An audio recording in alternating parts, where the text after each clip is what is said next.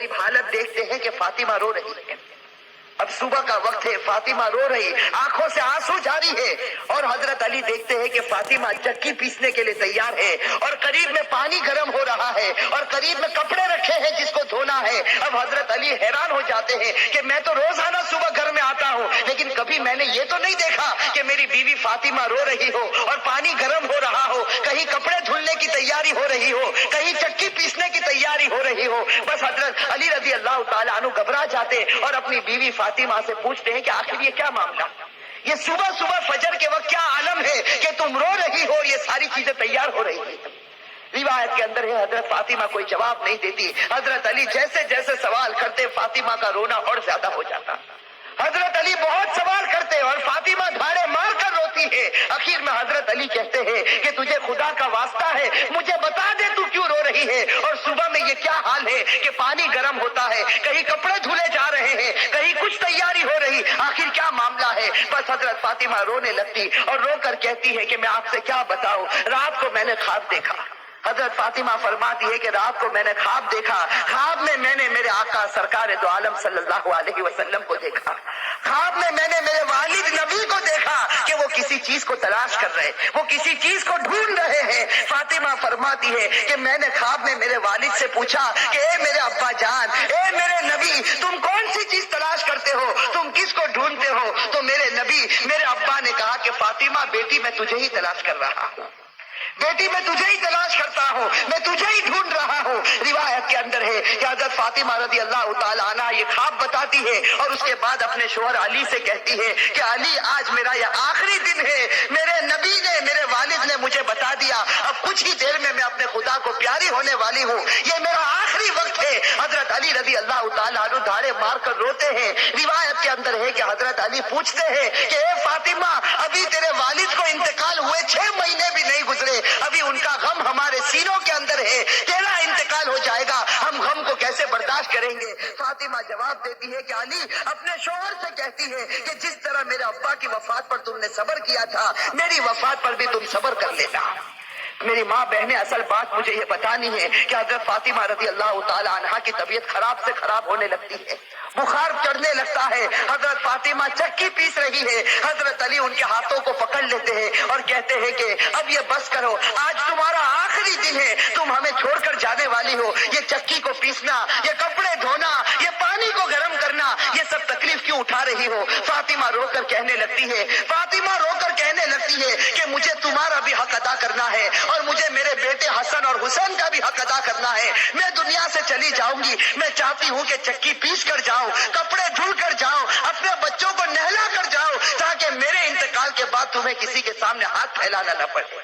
ताकि तुम्हें किसी के सामने हाथ फैलाना न पड़े। रिवायत के अंदर है कि हजरत अली उनको समझा कर खड़ा करते हैं, अभी उनको खड़ा करते हजरत अली रो रहे, फातिमा रो रही, इतने में वो प्यारे बच्चे हसन और हुसैन घर के अंदर दाखिल होते हैं। मेरे भाइयों, सोचो उस माँ के दिल के ऊपर क्या गुजरती होगी जो अपने बच्चों को, हसन और हुसैन को आखिरी मर्तबा देखती है। हजरत फातिमा दोनों बच्चों को अपने सीने से लगा लेती है, हजरत अली रो रहे, फातिमा रोती, इनका रोना देखकर वो 2 मासूम बच्चों को रोना आ जाता। वो 2 मासूम बच्चे जब रोते हैं और अपनी माँ से पूछते हैं कि माँ तू क्यों रोती है, अपने बाप से पूछते हैं कि अब्बा जान तुम क्यों रोते हो, अली कोई जवाब नहीं देते, फातिमा कोई जवाब नहीं देती। फातिमा सिर्फ बच्चों से इशारा करती है कि तुम मेरे वालिद की कब्र के ऊपर चले जाओ, तुम मेरे नबी की कब्र पर चले जाओ। तारीख में ये बात लिखी है कि हसन और हुसैन दोनों मासूम बच्चे हैं, दोनों लाडले बच्चे हैं, नबी की कब्र के ऊपर जाते हैं, अभी कब्र के ऊपर खड़े होते हैं कि अंदर से आवाज आती है, हजरत मोहम्मद रसूलुल्लाह सल्लल्लाहु अलैहि वसल्लम की आवाज आती है कि ए मेरे नवासे, तुम अपनी माँ के पास चले जाओ, मेरे पास तो तुम बाद में भी आ सकते हो, लेकिन आज आखिरी दिन है, इस दिन के बाद तुम्हें अपनी माँ का चेहरा नजर नहीं आएगा। मेरे भाइयों, सोचो उन बच्चों के ऊपर क्या गुजरती। वो बच्चे रोते पीटते घर में आते देखते हैं कि माँ भी रो रही, बाप भी रो रहा, ये दोनों बच्चे आकर रोने लगते, अपनी माँ के गले लग जाते। रिवायत के अंदर है कि फातिमा का बुखार और बढ़ता है, शाम का वक्त होता है, अब हजरत फातिमा को यकीन हो जाता कि अब मेरा इंतकाल होगा, अब मेरा आखिरी वक्त आ गया। मेरी माँ बहनें कान खोल कर सुने, हजरत फातिमा अपने शोहर को करीब में बिठा देती है। हजरत फातिमा अली रजी अल्लाह ताला अन्हु को करीब में बिठाती है और हजरत फातिमा कहती है, अपने शोहर से कहती है कि मैं 3 बात तुम्हारे सामने रखती हूँ, میری ماں بہنیں اس بات کو سنیں اور سوچیں کہ ہم اپنی زندگی کو کیسے بدلے. وہ فاطمہ رضی اللہ تعالی عنہا جو اللہ کے رسول کی لاڈلی تھی، وہ فاطمہ رضی اللہ تعالی عنہا جو اس امت کے واسطے اپنے پیٹ پر پتھر باندھتی تھی، وہ فاطمہ رضی اللہ تعالی عنہا پیشانی پر ہمارے نبی نے بوسا دیا، وہ فاطمہ رضی اللہ تعالی عنہا جن کے بارے میں ہمارے نبی نے کہا سیدۃ نساء اہل الجنہ فاطمہ رضی اللہ تعالی عنہا کہ جنت میں عورتوں کی اگر سردارن بنے گی تو حضرت فاطمہ رضی اللہ تعالی عنہا بنے گی. وہ فاطمہ رضی اللہ تعالی عنہ کا آخری وقت ہے، پیشانی کے اوپر پسینہ ہے، اپنے بستر پر لیٹی ہوئی ہے اور بخار بڑے زوروں کے اوپر ہے، اپنے شوہر کو قریب بٹھاتی ہے اور پہلا جملہ کہتی ہے، حضرت علی سے کہتی ہے، ان کے شوہر ہے قریب میں، معصوم بچے بیٹھے رو رہے، کبھی اپنی ماں کا منہ دیکھتے ہیں، کبھی اپنے باپ کا منہ دیکھتے ہیں. حضرت فاطمہ اپنے شوہر سے کہتی ہے کہ علی معلوم نہیں تمہارے نکاح میں آنے کے بعد میری طرف سے تم کو کتنی تکلیف پہنچی ہوگی. فاطمہ کہہ رہی کہ اے میرے شوہر معلوم نہیں جب سے میں تمہاری نکاح میں آئی ہوں معلوم نہیں میری وجہ سے تم کو کتنا دکھ اٹھانا پڑا ہوگا، تم کو میری وجہ سے کتنی تکلیف اٹھانی پڑی ہوگی. فاطمہ کہتی ہے اے میرے شوہر خدا کے واسطے میرے مرنے سے پہلے مجھے معاف کر دے. اپنے شوہر سے کہتی ہے کہ میرے مرنے سے پہلے مجھے معاف کر دے تاکہ قیامت کے میدان میں مجھے میرے نبی کے سامنے ذلیل نہ ہونا پڑے، مجھے میرے والد کے سامنے رسوا نہ ہونا پڑے. اے میرے شوہر میں نے تیرے حق میں کوتاہی کی، میں نے تیرے حق میں غلطی کی، میری طرف سے تجھے دکھ پہنچا ہے، اے میرے شوہر مجھے معاف کر دے. روایت میں ہے کہ علی دھاڑے مار کر رونے لگتے، دھاڑے مار کر رونے لگتے، فاطمہ کے سر پر ہاتھ پھیرتے اور کہنے لگتے فاطمہ تو غم مت کر، آج فکر میں کرتا ہوں کہ تو نبی کی بیٹی تھی لیکن میں تیرا حق ادا نہ کر سکا، تو نبی کی بیٹی تھی میں تیرا حق ادا نہ کر سکا. اور اس کے بعد علی ایک لمبی سانس لے کر رو کر کہتے ہیں کہ فاطمہ مجھے معلوم ہے جب سے تو میرے گھر پر آئی ہے تجھے 2 وقت کی روٹی کبھی نصیب نہیں ہوئی. میرے بھائیو روایت کے اندر ہے کہ فاطمہ رضی اللہ تعالی عنہ دھاڑے مار کر روتی ہے اور کہتی ہے، ایک دوسری بات کہتی ہے کہ اے میرے شوہر میرے انتقال کے بعد تمہیں جس عورت کے ساتھ نکاح کرنا ہو کر لینا. فاطمہ کہتی ہے میرے انتقال کے بعد جس عورت کے ساتھ نکاح کرنا ہو کر لینا. اس کے بعد اپنے پیارے بیٹے حسن اور حسین کی طرف کر کے کہتی ہے اور حسین کی طرف اشارہ کر کہتی ہے کہ علی کے ساتھ نکاح کرنا ہو نکاح کرنا، لیکن ایک رات میرے ان بچوں کے پاس بھی گزارنا، یہ معصوم ہے، یہ اپنا اچھا اور برا نہیں سمجھتے، جب یہ بالغ ہو جائے تو ان کو خدا کے حوالے کر دینا. اور تیسری بات میری ماں بہنیں کان کھول کر سنیں، کان کھول کر سنیں، یہ ہمارے نبی کی بیٹی کی آخری وصیت، ہمارے نبی کی لاڈلی بیٹی کی آخری وصیت.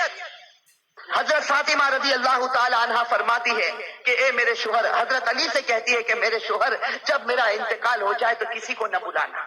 جب میرا انتقال ہو جائے، جب میری وفات ہو جائے کسی کو نہ بلانا. حضرت علی بڑے جوش میں آ جاتے اور کہتے ہیں کہ تو نبی کی بیٹی ہے اور تو کہتی کسی کو نہ بلانا، میں تو سارے مدینے والوں کو بلاؤں گا، میں انصار کو بلاؤں گا، میں مہاجرین کو بلاؤں گا، میں پورے مدینے کو تیرے جنازے میں جمع کر دوں گا. حضرت فاطمہ اشارے سے کہتی ہے کہ نہیں، میرے جنازے میں کسی کو نہ بلانا، میرے جنازے میں صرف تم ہوں گے اور میرے یہ 2 معصوم بیٹے ہوں گے، ان کے سوا میرے جنازے میں کوئی نہ آئے. حضرت علی پوچھتے آخر وجہ کیا ہے؟ حضرت فاطمہ رونے لگتی اور رو کر کہنے لگتی ہے کہ میرے والد نے مجھ سے کہا تھا کہ بیٹی پردے میں رہنا، میرے والد نے مجھ سے کہا تھا بیٹی پردے میں رہنا، میں نے میری والد کی بات کو پورا کر لیا. زندگی میں کسی مرد نے میرے بدن کو نہیں دیکھا، میں چاہتی ہوں کہ موت کے بعد بھی کوئی میرے بدن کو نہ دیکھے، میں چاہتی ہوں موت کے بعد بھی کوئی غیر آدمی میرے جسم کی طرف نگاہ نہ اٹھائے. میری ماں بہنیں آج اسی بات سے ہمیں شرم آتی.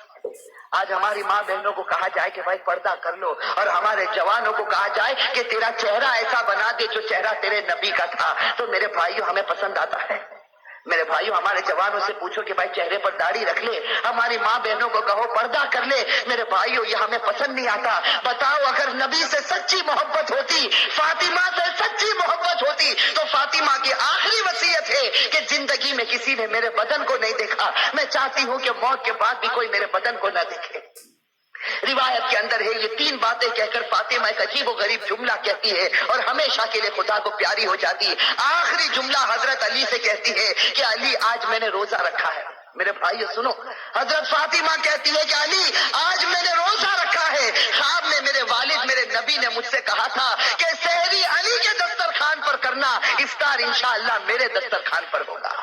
بس یہ جملہ کہہ کر فاطمہ ہمیشہ کے لیے اٹھ جاتی ہے۔ روایت کے اندر میرے بھائی اصل بات مجھے یہ بتانی ہے کہ آخرت کا معاملہ بڑا خطرناک معاملہ ہے۔ حضرت فاطمہ رضی اللہ تعالی عنہا کو کفن پہنایا جاتا۔ روایت کے اندر ہے وہ عجیب و غریب منظر تھا کہ جب فاطمہ کا جنازہ اٹھا، 6 مہینے پہلے ہمارے نبی کا جنازہ اٹھا تھا، اس وقت پورا مدینے نے غم منایا تھا۔ آج 6 مہینے کے بعد ان کی لاڈلی بیٹی خدا کو پیاری ہوتی ہے۔ روایت میں جب ان کے گھر جنازہ اٹھتا ہے، جردے کے ایک پائے کو علی نے اپنے کندھے پر ہے، دوسرے پائے بڑے بیٹے حضرت ہر اپنے کندھے پر رکھا ہے، تیسرے پائے کو حضرت نے کندھے پر رکھا، سا پایا دینے والا موجود نہیں، علی انت کرتے ہیں۔ اچانک صحابی سامنے سے نظر آئے جن کا نام ہم سب ہیں، حضرت ابو ذر غفاری رضی اللہ تعالی عنہ، وہ وہاں پہنچ جاتے ہیں، علی کہتے ہیں کہ خدا نے بھیجا ہے اور آج اللہ کے رسول کی لاڈلی بیٹی کا انتقال ہو گیا، تم ان کو کندھا دے دو۔ حضرت ابو ذر غفاری کندھا دیتے ہیں، یہ جنازہ اٹھ کر چلتا ہے۔ روایت کے اندر ہے وہ معصوم بچے رو رہے، وہ علی رو رہے، ابو ذر غفاری رو رہے۔ روایت کے اندر ہے کہ وہ قبر جہاں قبر کو کھودا گیا تھا، اب اس قبر کے اندر فاطمہ کو رکھنا ہے۔ میری ماں بہنیں کان کھول کر سنیں، جب اس قبر کے اندر فاطمہ کو رکھنا ہوتا ہے، حسن اور حسین جو معصوم بچے اپنی ماں کو جب قبر میں رکھنے جاتے ہیں تو بے چین ہو کر تڑپنے لگتے ہیں جیسے کوئی مچھلی بغیر پانی کے تڑپتی ہے۔ حضرت علی کی آنکھوں سے آنسو جاری ہے، داڑھی مبارک تر ہو گئی ہے، کپڑا مبارک تر ہو چکا، حضرت علی رو رہے، وہ معصوم بچے روتے، ان کا رونا دیکھ کر حضرت ابو ذر غفاری رضی اللہ تعالی عنہ کے اندر ایک حالت پیدا ہو جاتی ہے۔ حضرت ابو ذر غفاری برداشت نہیں کر سکتے اس منظر کو۔ حضرت ابو ذر غفاری جب حضرت فاطمہ کے جنازے کو رکھنے جاتے ہیں تو قبر کے ساتھ میں بات کرنا شروع کرتے ہیں۔ ابو ذر غفاری اس قبر سے کہتے ہیں، یا قبر، حضرت ابو ذر غفاری اس قبر سے کہتے ہیں، یا قبر اتدری من التی جئنا بها الیک، یا قبر اتدری من التی جئنا بها الیک، هذه بنت رسول اللہ، هذه زوجة علی، هذه ام الحسنین۔ حضرت ابو ذر غفاری اس قبر سے کہتے ہیں کہ ایک قبر تجھے معلوم ہے ہم کس کا جنازہ لے کر آئے؟ اس لیے کہ حضرت ابو ذر غفاری سے برداشت نہیں ہوتا، وہ معصوم بچے روتے ہیں، وہ علی جیسا بہادر آج اپنی آنکھوں سے آنسو بہاتا ہے، تو حضرت ابو ذر غفاری اس قبر سے کہتے ہیں، یا قبر، اے قبر تجھے معلوم ہے ہم کس کا جنازہ تیرے اندر رکھتے ہیں؟ یہ اس کا جنازہ ہے جس کو اللہ کے رسول کی بیٹی کہا جاتا، یہ اس کا جنازہ ہے جس کو علی کی بیوی کہا جاتا، یہ اس کا جنازہ ہے جس کو حسن اور حسین کی ماں کہا جاتا۔ روایت کے اندر ہے کہ ابو ذر غفاری جنازے کو رکھتے، یہ جملہ کہتے ہیں، قبر کے اندر سے آواز آتی، قبر کے اندر سے آواز آتی، یا ابا ذر، اے ابو ذر، ھذا لیس بیت نسب ولا حسب، کہ ابو ذر یہاں خاندان مت گناؤ، یہاں خاندان اور رشتے مت گناؤ، یہاں تو یہ بتاؤ اچھے عمل کر کے کون آیا اور برے عمل کر کے کون آیا۔ میرے بھائیوں، یہ جو جملہ قبر کے اندر سے نکلا تھا یہ فاطمہ کے لیے نہیں نکلا تھا، یہ فاطمہ کے لیے نہیں نکلا تھا۔ حضرت فاطمہ بخشی بخشائی خدا کی بندی ہے، ہمارے نبی نے بشارت دی ہے کہ وہ جنتی ہے، لیکن یہ جملہ ہمارے لیے، ہماری ماں بہنوں کے لیے نکلا تھا کہ جب قبر کے سامنے تمہارا جنازہ آ گیا، اب یہ مت بتاؤ تمہارے پاس بنگلہ تھا یا گاڑی تھی، تم کون سے خاندان سے تعلق رکھتے تھے، تم کس زمین پر رہتے تھے، اب خدا کو کوئی پرواہ نہیں، اب تو یہ بتاؤ خدا کے رسول کو مان کر آئے ہو یا نافرمانی کر کے آئے ہو؟ اگر مان کر آئے ہو تو جنت کا باغ ہے، اور میرے بھائیوں نافرمانی کر کے آئے ہو تو اللہ حفاظت فرمائے، وہ جہنم کے گڑھوں میں سے گڑھا ہے۔ میرے بھائیوں، اللہ ہم سب کی عذاب قبر سے اللہ ہم سب کی حفاظت فرمائے۔ میرے بھائیوں، آج سچی بات ہے، خاص کر کے میں اپنی ماں بہنوں سے کہتا، آج ہماری ماں بہنیں جب آپس میں جمع ہوتی ہے، دنیا کی باتیں ہوتی ہے، غیبت ہوتی ہے، چغلی ہوتی ہے، آپس کا حسد اور عداوت نکالی جاتی ہے، لیکن میرے بھائیوں آج آخرت کے تذکرے ہم سے ختم ہو چکے ہیں، آج موت اور موت کے تذکرے ہم سے ختم ہو چکے۔ میں آج سے پوچھتا ہوں کہ وہ حضرت عثمان غنی رضی اللہ تعالی عنہ جب غزوہ تبوک کا موقع ہوتا ہے، ہمارے نبی فرماتے ہیں کہ عثمان تم کتنا مال لا سکتے ہو؟ حضرت عثمان اتنا مال لاتے کہ ہمارے نبی کو کہنا پڑتا، عثمان بس کرو، تم نے خدا کے راستے میں بہت قربانی دی۔ اور پھر ہمارے نبی کہتے ہیں کہ عثمان کو قریب بلاتے اور کہتے ہیں کہ عثمان آج تم نے اتنا مال دیا خدا کے راستے میں کہ خدا تم سے اتنا خوش ہو گیا کہ اگر اب تم سے کوئی گناہ ہوگا تو خدا تمہاری پکڑ نہیں کرے گا۔